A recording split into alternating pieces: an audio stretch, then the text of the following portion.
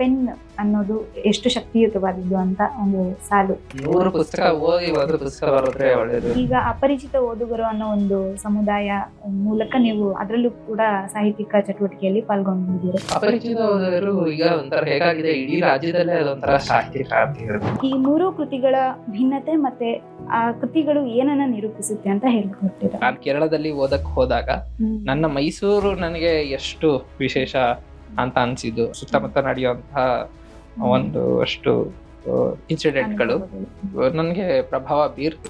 ನಿಮ್ಮ ಯಾಕೆ ಅನ್ನೋ ಕಾದಂಬರಿ ಅದೊಂದು ಪುಟ್ಟ ಕೃತಿ, ಅದ್ರ ಬಗ್ಗೆ ಮಾತಾಡೋದಾದ್ರೆ ಯಾಕೆ ಅನ್ನೋದು ಅದು ಅಲ್ಲೊಂದು ಪಾತ್ರ ಇದೆ.